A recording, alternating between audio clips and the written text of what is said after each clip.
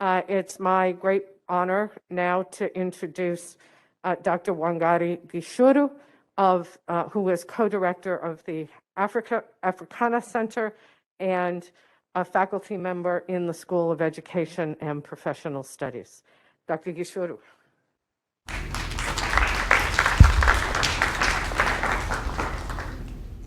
Good morning, everyone. So I'm here to introduce Dr. Lisette Acosta Corniel. Dr. Lisette Acosta Corniel earned her BA in English Literature at William Patterson University in 1998, and then a Master of Education at the same institution in 2005.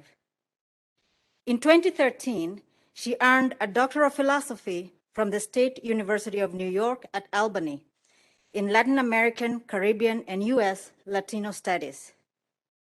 She was a 2016 Fulbright Scholar and has received support from the National Endowment for the Humanities for her work. She is the author of numerous studies on the history of colonial Santo Domingo and contributed to the CUNY Dominican Studies Institute First Blacks Digital History Project. She is currently the Assistant Professor of Ethnic and Race Studies at the Borough of Manhattan Community College in New York, where she has won prizes for her teaching. Please help me in welcoming Dr. Lisette Acosta Corniel.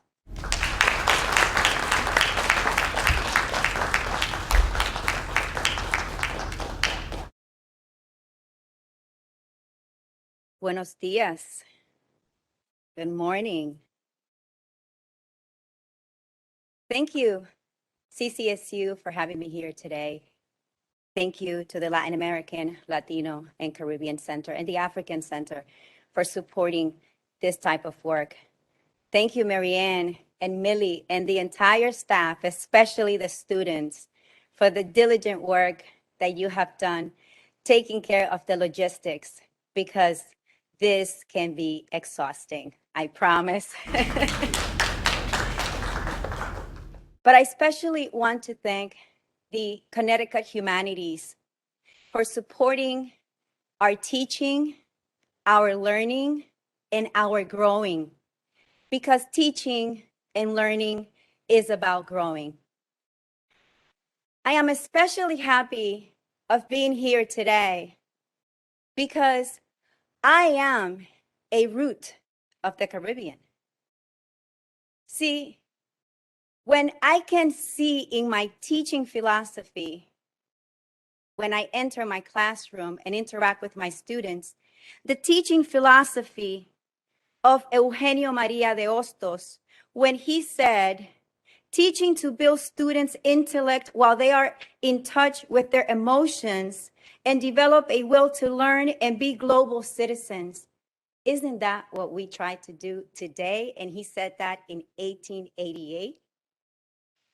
I am a root of the Caribbean when I can hear and feel the trembling, because that's how he sounded when he spoke, feel the trembling in the voice of Pedro Albizu Campos, when he said, why do we have to separate the European blood, the indigenous blood, and the Black blood? Why can't we just say the human blood and simply treat people with dignity?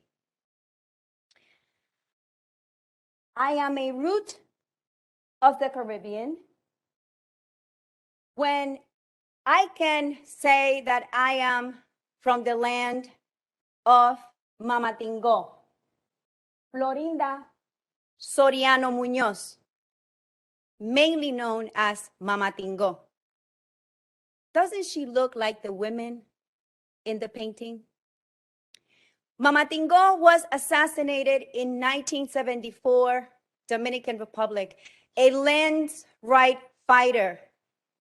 She was not only fighting for her land when the overseer went and shot her, wounding her with the first shot, and she still fought, but then he got her on the second shot. She was also fighting for the rights of people to own their land.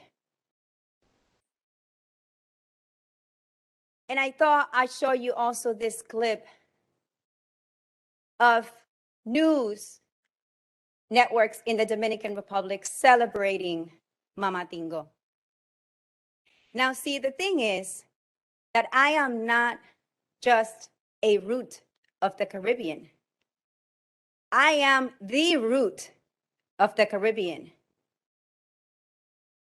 The European invasion and transatlantic slave trade, and as our colleague here has corrected, we're calling it trade because that's what they call it then. That's what they did. They traded people for knickknacks. But Santo Domingo, the capital of the Dominican Republic today, was the first port of entry for the transatlantic human trafficking. Unfortunately, this is not as popular in the historiography of Atlantic slavery. And when I think about being a root of the Caribbean, I think about the free and enslaved Black women, such as she was known and documented in the archival documents, La Negra Libre del Hospital, or the free Black woman from the hospital. In the image that you see here, there is an attempted reproduction done and sponsored by the Canadian Embassy in the Dominican Republic, where I served as historian for this piece, where we want to illustrate and document the presence of the services and contribution of the free Black woman of the hospital. She is known as being the person to operate the first medical-like facility in the Americas. However, she is not well known.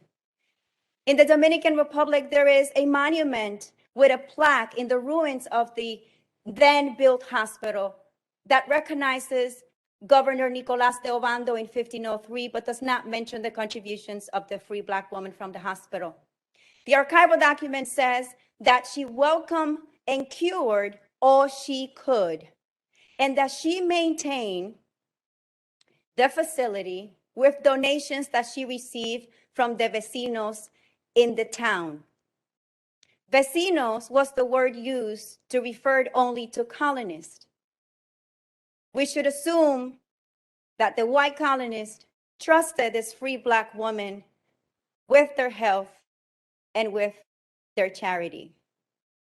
Now, there are other two women I would like to talk about today. One is Juana Gelofa Pelona, 1549 to 5054, because that is the length of the case, the legal case where we find Juana. And the other woman is Elena. We only have her first name. And we find her in 1771, 1773, Santo Domingo. About Juana. Juana was called to testify in the legal case of her former enslaver, who was accused of assassinating his wife under the accusation of adultery. She is found in this case that contains over 1,000 pages. And we only know about Juana because when she is called to testify, she says, I am Juana Gelofa Pelona, and I believe that I am 17 or 19 years old, and I was called to testify. Now, when they ask Juana certain questions out of the 38, 20, and 50 and 70 questions asked in the different times of the trial, the enslavers who inherited instructed Juana not to say what she knew about her enslaving mistress. When Juana sat at the bench, she said, I am Juana Gelofa Pelona, and they told me not to say what I know and that they would give me gifts. Juana is sent home, and her enslavers tell her, go back and change your testimony or you are going to be whipped. Juana goes back and sits on the bench, and she says, I am Juana Gelofa Pelona, and they told me to come back and change my testimony or I'm going to be lashed. Juana again goes and is asked to retract from her testimony. Now she's threatened to be pringada, burned with hot wax. Juana goes back to the bench and says, I am Juana Gelofa Pelona, and they told me that if I don't retract, that I am going to be burned with hot wax. And by the way, I was already lashed, and they didn't give me any gifts. What they resolved to do was to sell Juana. Juana lived in the city. I'm going to try to use the pointer. But where you see Santo Domingo, that's where her enslavers lived, and that's where Juana lived. She was conveniently sold to new enslavers in the town of Asua so that Juana could not be called to testify. The family was very adamant at getting Juana's testimony, so they called her back, but her new buyer testified instead, proving Juana's points that yes, she was sold. In Spanish, there is a saying, más vale un malo conocido que un bueno por conocer. A known evil is better than a good stranger.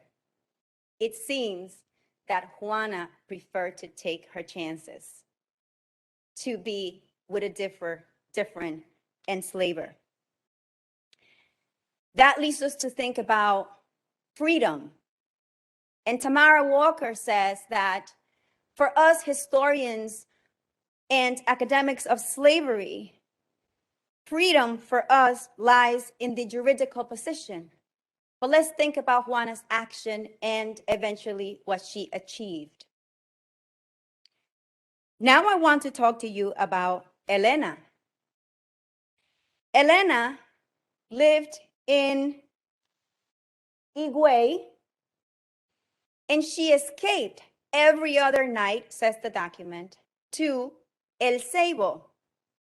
I believe that's about, is it 28 miles? 38 miles? Right, 42 kilometers. In my head, I'm trying to change it into miles. So she did this every other night. And she escaped to the house of the enslaver that she wanted to be owned by. Now, her enslaver, the one she preferred, would bring her back to to Higüey and beg to her original enslaver to please sell her. This went on for months until finally one night, Elena escaped. And then she was brought back again. And the document says that in the kitchen, she was stomping and humping and pouting because she said, it doesn't matter what they do, I'm going to leave again. And she did leave on that night. Her enslaver went to El Ceibo, drafted a bill of sale, and finally agreed to sell Elena. But what happened was that her new enslaver who bought her, Baltasar, decides to sue the seller, alleging that he did not indicate in the bill of sales all of Elena's defects and flaws. That's why the article that's coming out this fall about Elena, it's titled Elena Running to Dance. Why? Because it seems that they really wanted to make sure that all of her flaws were indicated in the document. And the one that was not indicated in the document that her buyer was most concerned about was the fact that she loved dancing. And one of the witnesses says, Elena loved dancing so much that if there were 3 dances in one night, she went to all 3, even if she had to bring her daughter. When he was questioned about returning Elena a year later, the new buyer said, which by the way, they contested because they said, you missed the return time, so now you have to keep her, right? But throughout the document, Elena is just simply this thing that they are talking about. And people said about Elena, she's not only a maroon, she's a guinea fowl. No es una cimarrona, sino pollo de Guinea. She was so hard to catch that era una guinea. It was a guinea fowl. You couldn't catch Elena. No wonder that she ran away, that she escaped every other night and that she was able to do that, right? But Elena contested the laws that limited her mobility and desired lifestyle, laws that Stephanie Kemp calls a geographical impulse to locate bond people in plantation space. Kemp contends that it was this confinement that led the enslaved to make use of all available resources within the imposed geographical space and to resist this limitation upon their freedom. Kemp also adds that this rival geography was one that characterized motion, the secret of movement of bodies, objects, and information within and around plantation space. I argue that the body can be considered also a space of rival geography. In Elena's legal case, she is said to be a maroon who escaped every other night from her house to the master or enslaver that she preferred. While enslavers inflicted geographical violence on the enslaved, people like Elena responded with a viral geography that contested this violence. Despite the lack of interest paid to slavery in Santo Domingo because enslaved people were not taken in significant numbers, enslaved Black continue to be brought to the port of Santo Domingo. For instance, in 1575, you find a slave ship with captive with 125 men, 59%, and 87 women, 41%. This work challenges the existing historiography. And Elsa Barkley Brown explains that in her view, history is similar to gomboyaya, a term used in Creole to define people talking at the same time, and challenges historians to be able to communicate like jazz musicians who, while playing, listen to the rest of the group as if in a conversation, and then they know how to respond. For Barkley Brown, history is also everybody talking at the same time, multiple rhythms being played simultaneously. The events and people we write about did not occur in isolation, but in a dialogue with a myriad of other people and events. These stories about Juana Gelofa Pelona and Elena are part of the missing dialogue about the experiences of free and enslaved Black women in 16th and 17th century Santo Domingo. Now, I would like to show to you a website where we find information about people like Juana and Elena. The first Blacks in the Americas website is a work of the CUNY Dominican Studies Institute. And I have an assignment that my students do, and they have been doing it for a very long time, and they enjoy doing it. They are instructed to go to the Resources tab, go to Archival Sources, hover over with the mouse, and read the short summary about each document, and then choose a document that they are interested in and submit a short summary. Here is a summary by one of the students.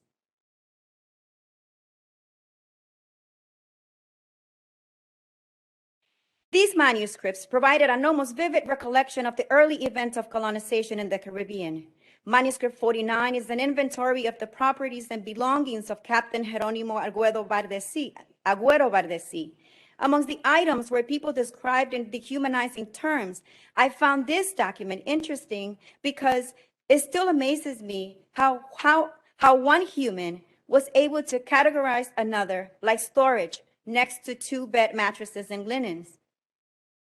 The most striking knowledge that I would take away from this manuscript is the stringent laws that existed in the time period. There was no toleration for slaves committing crimes, and if you were not white and owned slaves like this captain, you were not above the law either. The control that colonial authorities had around the island made it very difficult for any other influence to emerge. So the hatred towards slaves and what it meant to be a person of color was in fact the most dominant belief that was spread throughout the early stages of the Spanish colonies in the Caribbean. Although not directly, this document connects very well to societal issues that exist in the Dominican Republic today. This document explicitly exhibits the detrimental stigma that existed against people of darker skin color. Unfortunately, this is something that is still present today. And there's no editing, by the way, in this work. This was the students' work at my community college. Now, I wanted to share with you, to end in my 2 minutes that I have left. The moderator is letting me know that I am running out of time. I wanted to share with you a rhythm. It's called palo music.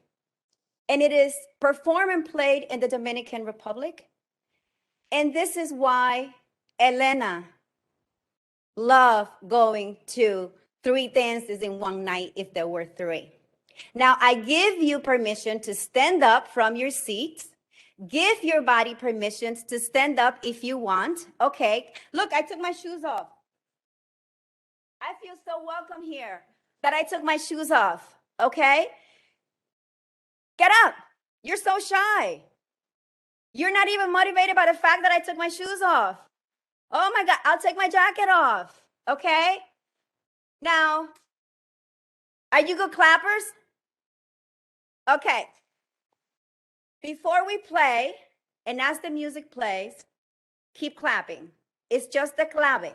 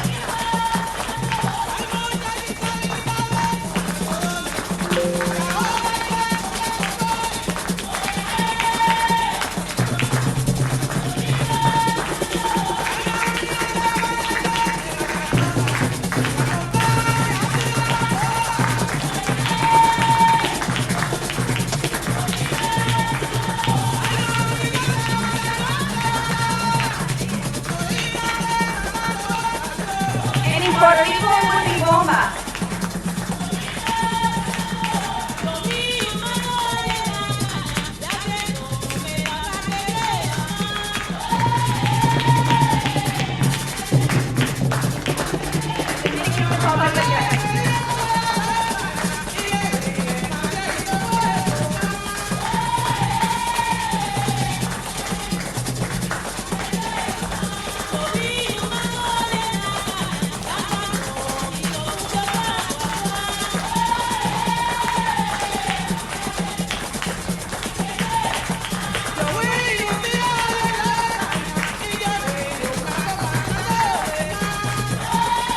Would you blame Elena? No, right? Not at all. Thank you. Thank you.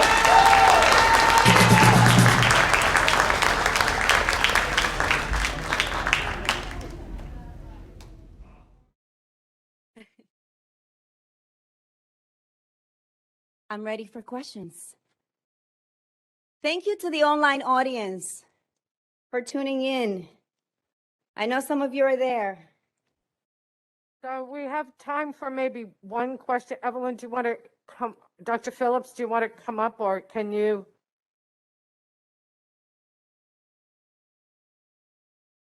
Oh, so can we post it afterwards, because we have another speaker in this time period, and I don't want to shortchange our community partner here. But obviously, we have to have Dr. Acosta Corniel back. Yeah. Oh, thank you. I'm humbled. Thank you. Right. Thank you. And she sent me a copy of that assignment, and if any of the faculty members would like to have it, just let me know and I'll email it to you. Okay? So, Do we have thank any you. questions? No? Okay. Oh, it was just a comment about the. Yeah. Okay. So now it is my great honor to introduce my colleague, Awilda Riasco, the director of our Equal Opportunity Pass Programs and Care Scholars. She is also, for those of you who don't know, very active in the community, and she is a member of the Connecticut Board of Education. And she will introduce our next speaker. Thank you.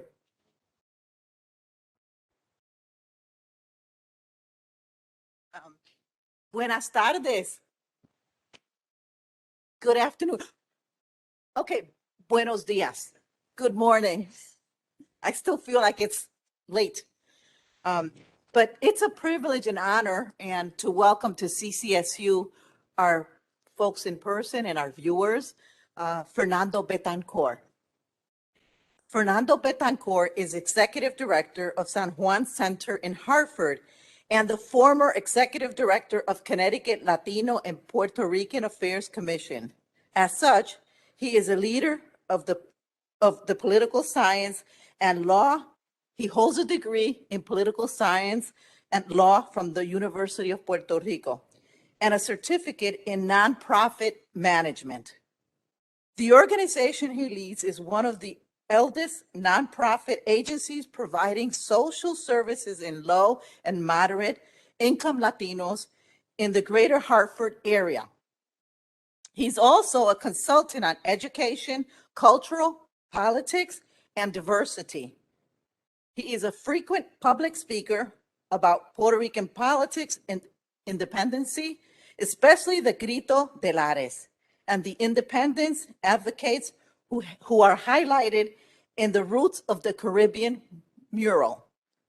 Welcome to Central Connecticut State University, Fernando Betancourt.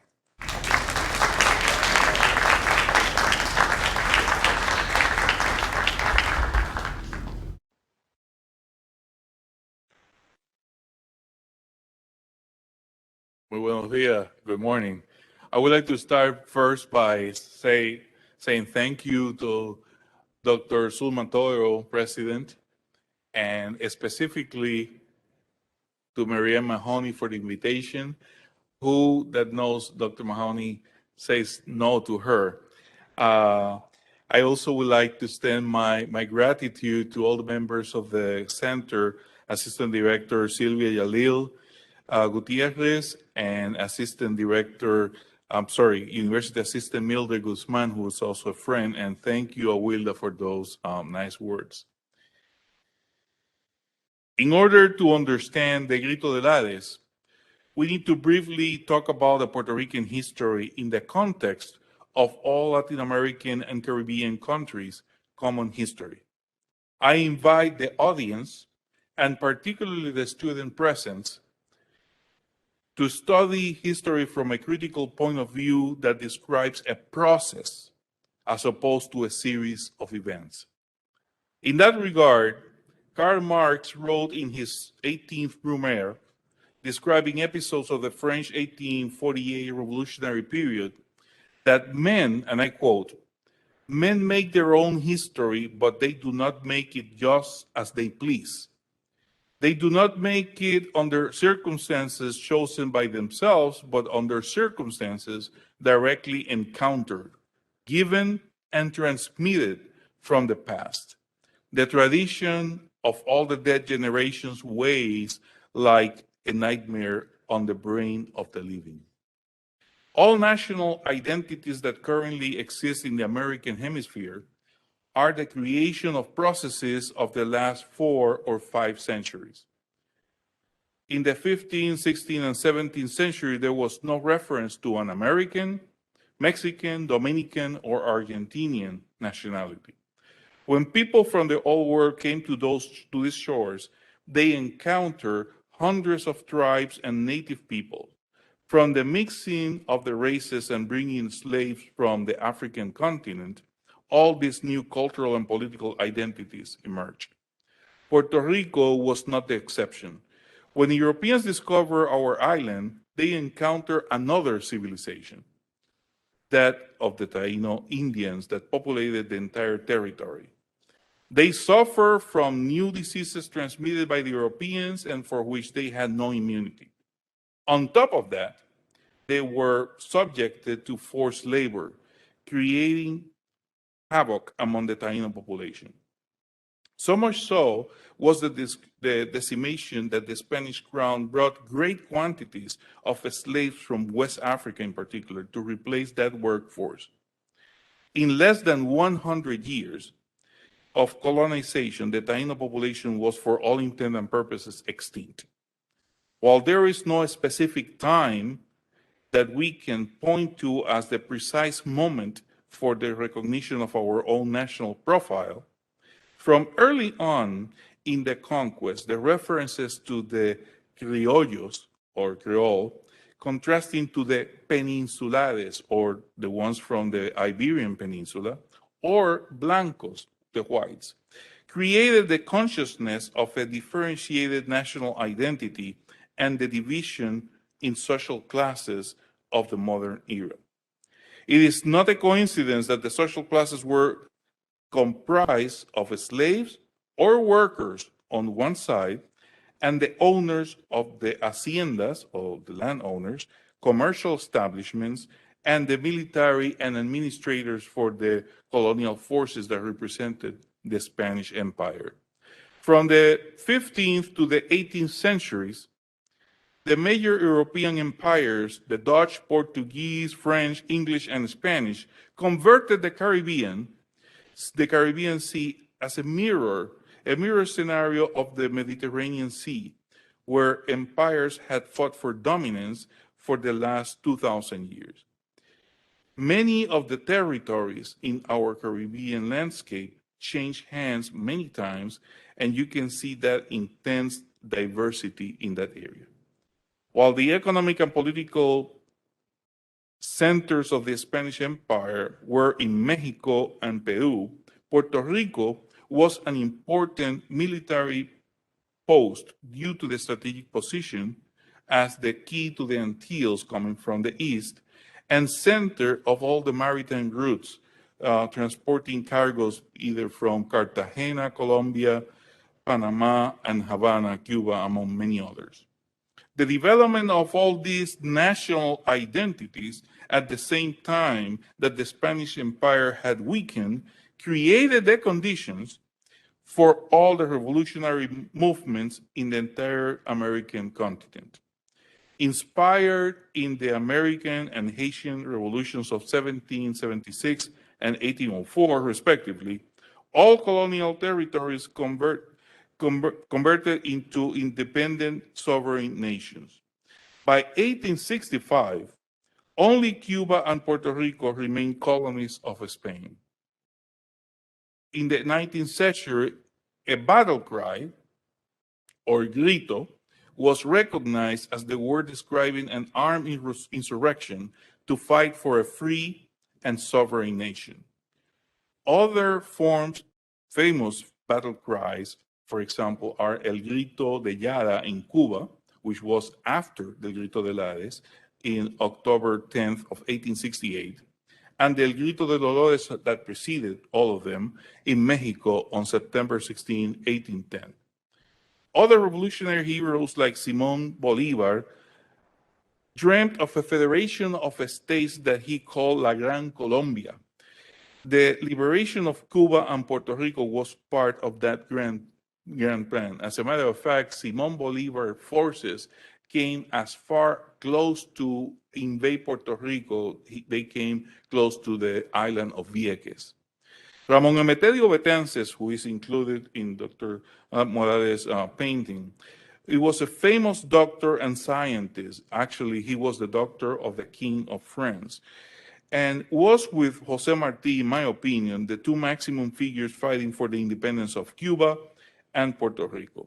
Dr. Betances and many other patriots established committees to support Cuba in New York, the Dominican Republic, Haiti, and all over the American continent.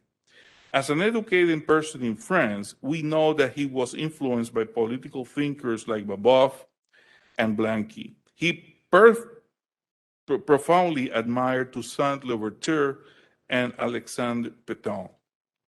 Betances was solidarios also with Gregorio Luperón in the Dominican Republic and with Céspedes in Cuba. In addition, he had a very close relationship and working relationship with José Martí. They called him the Apostle.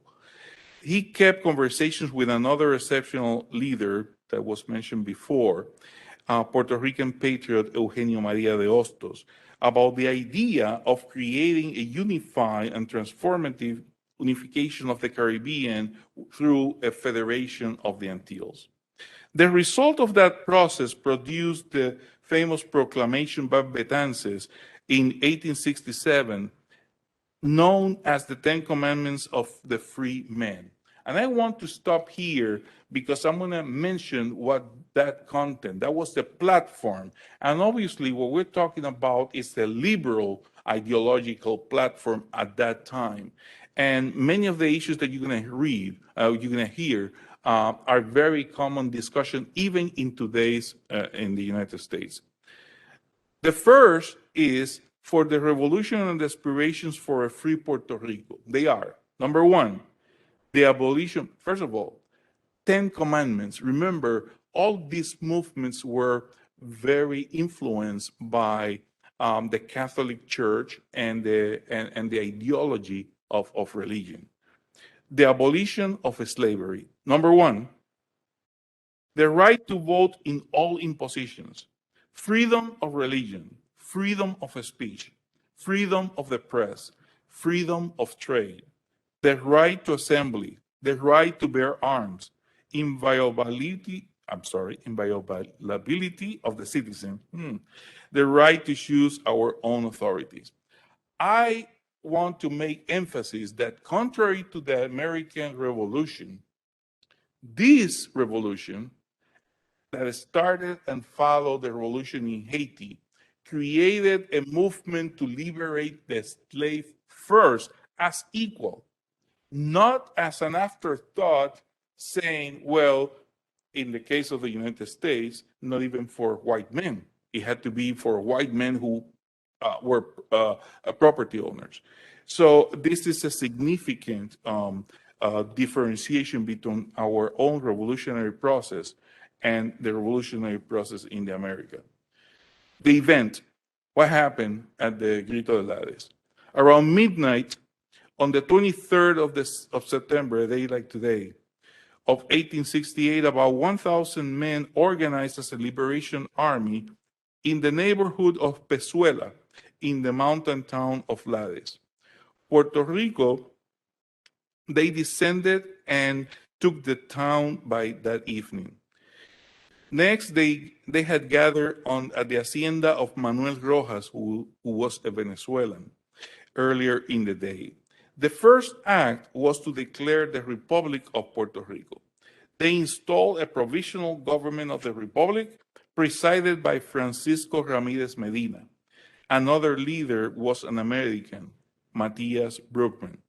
The following day, they celebrated a Te Deum Mass and then proceeded to attack the next target, which was the town of San Sebastián.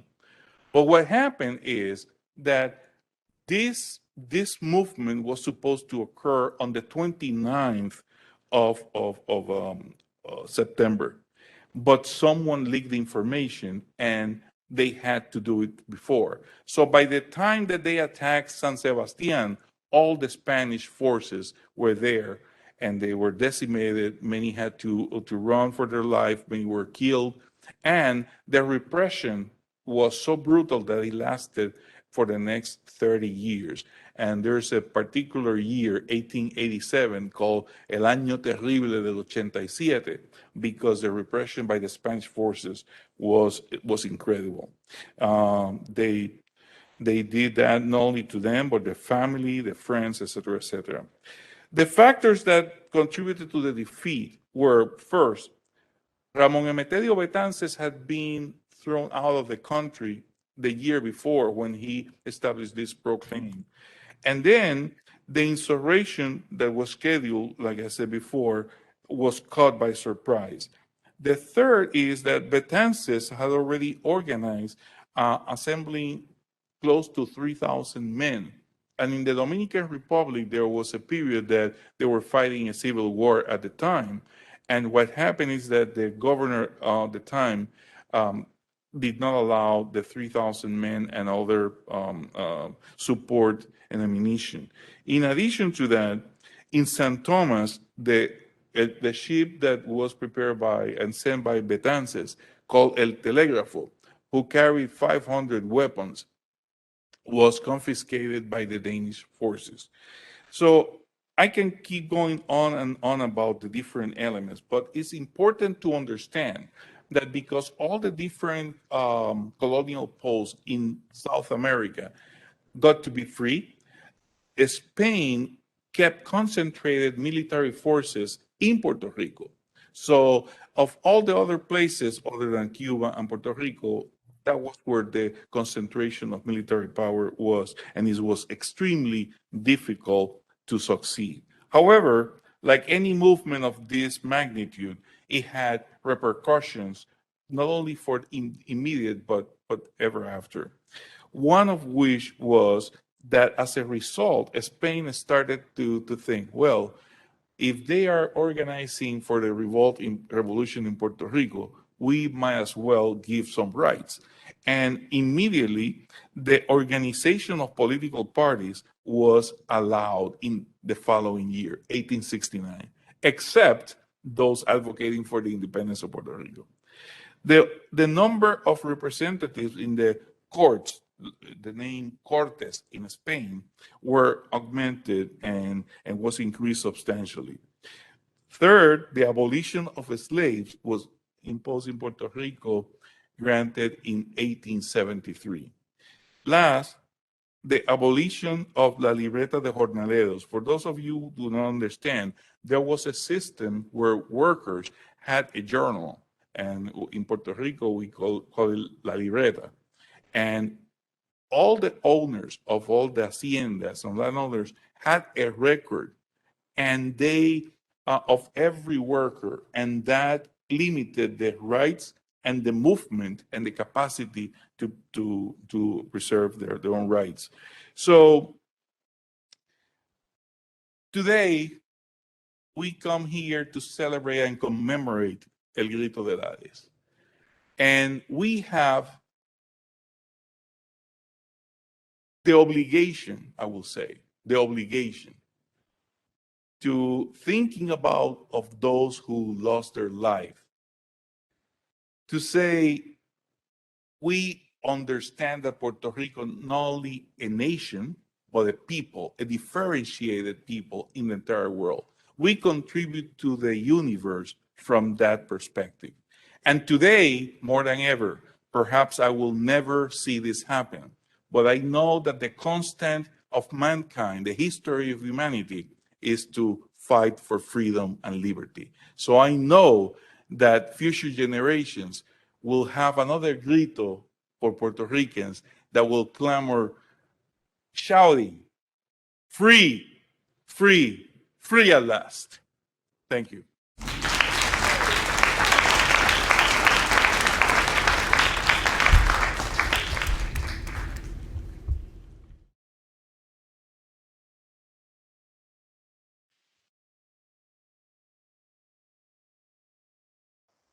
So, where can we find more information regarding the subjects you spoke of? Specifically about the Grito de Edades, well, it's not surprising that there's nothing in the curricula of in the United States, and even in Puerto Rico, it's not taught as the way it should be examined. However, there are several books I can provide Dr. Mahoney with some of those quotes. Many are published in Spanish, some are in English. Obviously, nowadays you can find most of this information just by simple Google and research. But what I would like to offer you is that this should be in the context of everything that I mentioned before, because the same way that no one knows about the Grito de Lares, no one knows about the Grito de Dolores, no one knows about the Grito de Yara, and I can keep going on and on.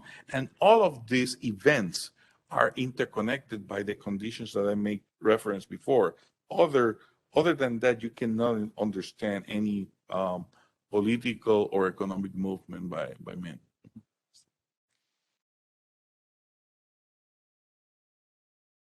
So this question is from our colleague, Dr. Evelyn Phillips, who, oh, there she is.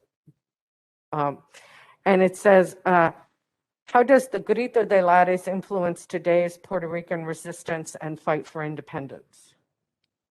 It's incredible. It's so indelible in the consciousness of the Puerto Rican people that probably you see more. This is not the only process that we have gone through. As a matter of fact, under the intervention of the American forces and during the period where the United States have kept us as a colony, people don't know about this, but there has been long periods whereby just having a flag like the one I have in my lapel was enough to bring it to Yale. And people have been incarcerated and oppressed for many, many decades. That's a history that we don't know. However, the understanding and people are yearning to learn more about figures like Betances and Jose Marti. So I'm encouraged because I see this happening all over Puerto Rico. The last process in Puerto Rico, the political process, you see more people showing shirts with Betances or Albizu Campos imagery than ever before. So I think that is still present. Thank you for the wonderful presentations on this panel. So I want to invite our other panelists up too, because this question will be for both of you, if you're comfortable coming up with the mask. So something that you brought up was, okay, this isn't exactly taught how it should be taught, right? And so that raises questions of curriculum, who's controlling curriculum, and how we can bring in more marginalized perspectives and experiences into what we teach to our students. And this also becomes a question of the archive. How do we use 16th century manuscripts and documents to read about marginalized perspectives and experiences? What are the limits there? And how do we read beyond those documents? And so what occurs to me is dance as an archive, as an alternate archive where we see agency and power. And so maybe if you want to start with that question about curriculum and archives working inside and outside and beyond and how we do that work. Well, I mean, for example, if anyone is interested in knowing more about colonialism, for example, that's not pertaining to Puerto Rico at all, go and research Frantz Fanon or research Albert Memmi, because these people have already given tremendous work live. The other thing is that when you study history of the peoples of this Caribbean or anywhere else, look at the cultural component and cultural elements. The dance that you experienced before was by the slaves as an act of valor and resistance. It was the attempt to continue their own cultural understanding of who they were, and it was a rebellious act in some ways. So I encourage you to look at all the different multiple dimensions of the subjects. Yes, and also the enslaved didn't dance out of joy. They danced for joy. Dancing brought joy to them. That little bit of joy that they can have, that they could take and give to themselves, right? And to answer your question about the archive, see, when people think about archives, they automatically, or at least this has been my experience, they think about people who are no longer alive. And they say, well, I do archival research. And many times when you think about the daunting task of going through those 16th century documents, you are intimidated, one, by the spaces where they are because they have all these rules and whatnot. And one way to break away from this is I tell the students, then begin experimenting with people who are alive and have archival information. Your driver's license is an archive. A marriage license is an archive. Your birth certificate is an archive. Take your birth certificate, look at it, write a paper about your family tree, ask your parents for their birth certificates, for their documents, and then you are encouraging and leading the student to build an archive based on information that they have in their wallet. And therefore, you are a step forward in students no longer being intimidated by a website like First Blacks in the Americas. Now, using First Blacks in the Americas, I use issues going on in society today to break away from that. I ask them, yes, these documents are about 16th century enslaved people in 17th century, but how is there any document in there that you can find and that interests you? Because interest is not only about things that you're interested in that you want to, that you know. It's also about things that you want to know, the questions that you have. And then finally, to add to your question about how to use that to teach about culture, see this whole argument about critical race theory going on throughout the country and how about 20 states have approved not to allow K through 12 schools to teach about these topics. That's not new, people. They just put a stamp on it and signed it. Do you have any idea how many students I encounter every semester who say, Dr. Lee, oh, I didn't learn that, or I never heard about that. I didn't know that. It hasn't existed in history books, in sociology books in the country for dozens of years. It's just that now they are policing it and making it into law, putting a stamp on it so that they can scrutinize our teaching and our learning in and outside of the classroom. How do you do that? Okay, you do things like Elena, like Juana. You use your resources, the people around you, you know, and not give up on teaching what we have in our environment. And I hope we answer your question.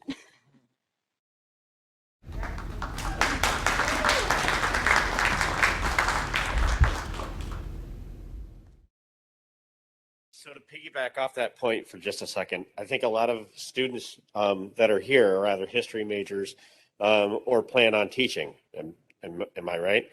I am one of those. I'm obviously a lot older than you guys, and I took a very non-linear path in my education, but I'm from the school where we were taught the word colonists and not colonialism. Okay? Now, that's not to say that I had horrible history teachers. I mean, I probably did.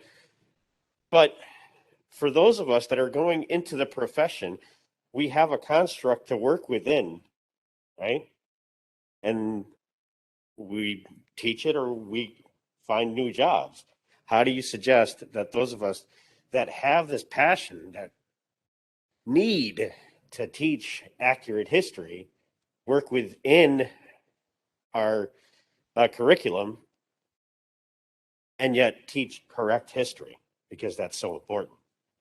Because if in 20 years we're still talking about the word colonist without understanding colonialism, the needle hasn't moved. So how do you?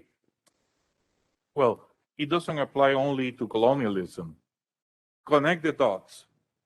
Why are we having a discussion in the United States about what is happening in Afghanistan 2021 when in 1979 the United States was providing weapons and dollars to the Mujahideen, who is the same Taliban of today? But before that, you were supporting individuals who were despots in areas like Iraq because you are protecting the interests. So what I invite you to do is to, instead of having a simplistic kind of analysis, connect the dots.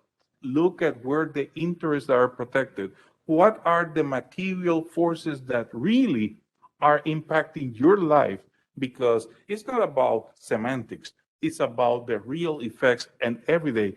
The beauty of history is that you can apply the same lessons that Alexander the Great encountered in Afghanistan 2,000 years after, if you do the correct research.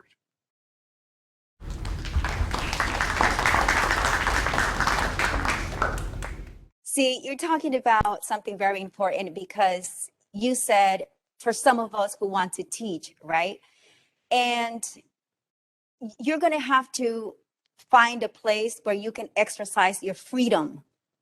And that's going to be very hard, and you're going to have to make hard decisions, including relocation. Reconsider applying for that job at that state, at that city. You're going to have to do research about their school system. Who are the people that they're trying to represent? What is their vision? And sometimes these people lie. They use code words, to pretend that they are culturally interested and aware, and it is not true. But there's a devil everywhere.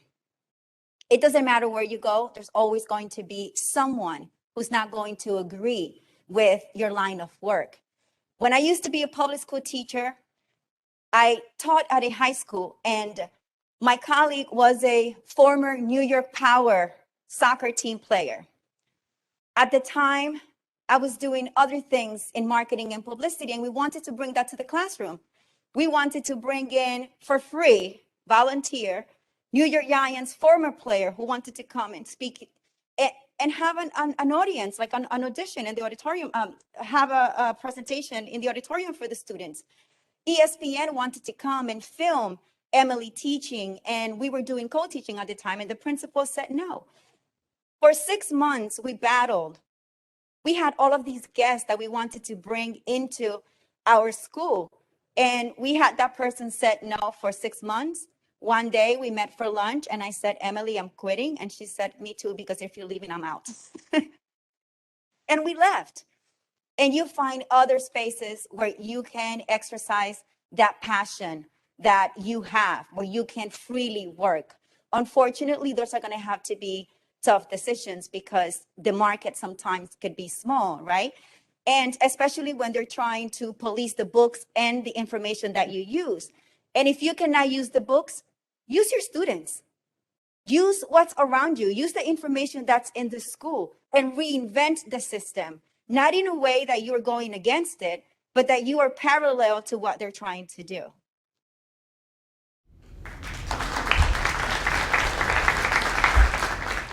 A professor taught me, go to the classics, because you always learn something in the classics. And one last thing, particularly for young students that considering a profession in the future, consider not doing what is easy. Before they mentioned the figure of Eugenio Maria de Hostos. Well, Eugenio Maria de Hostos, a Puerto Rican who lived in the Dominican Republic, contribute to the educational system and in many other ways, the sociological and pedagogical systems of the Dominican Republic. But it was not because it was a glamorous life that he was living. It was because he had a consciousness that while he was in the Dominican Republic, he had to be proud of contributing the best he could. So try that when you seek your future jobs or opportunities.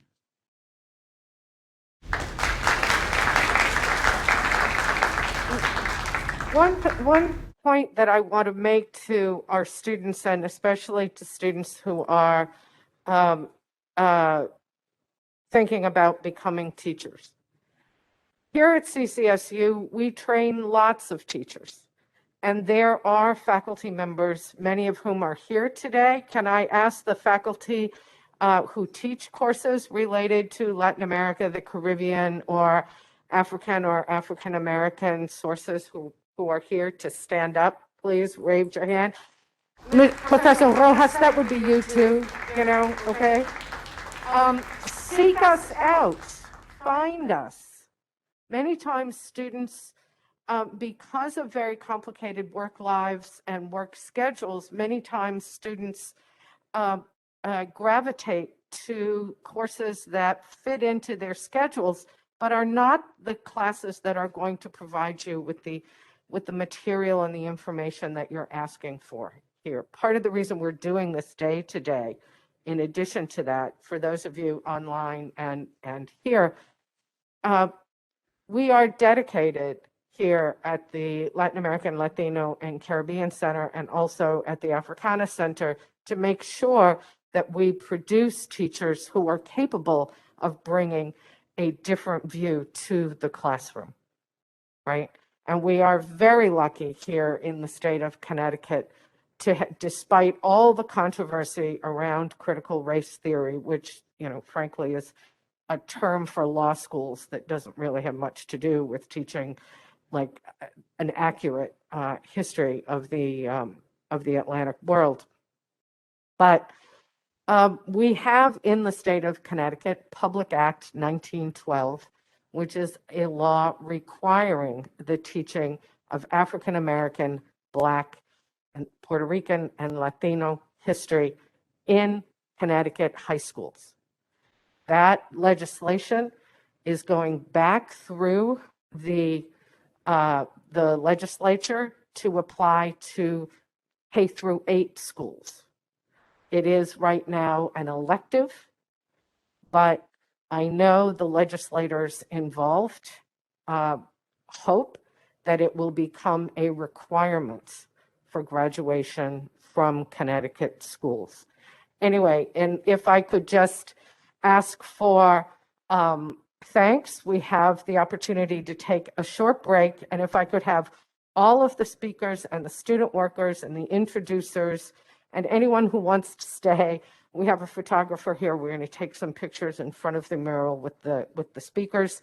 And as many of you students who are here who can wait and get your picture taken with us, we'd love to see you. We also have an evaluation sheet that Connecticut Humanities asks us to do. And if you're not going to be able to be here this afternoon, we hope that you'll take a few minutes to fill it out and give us your feedback so that we can improve things in the future. Thank you very much for being here and for everybody who's commented and contributed so far.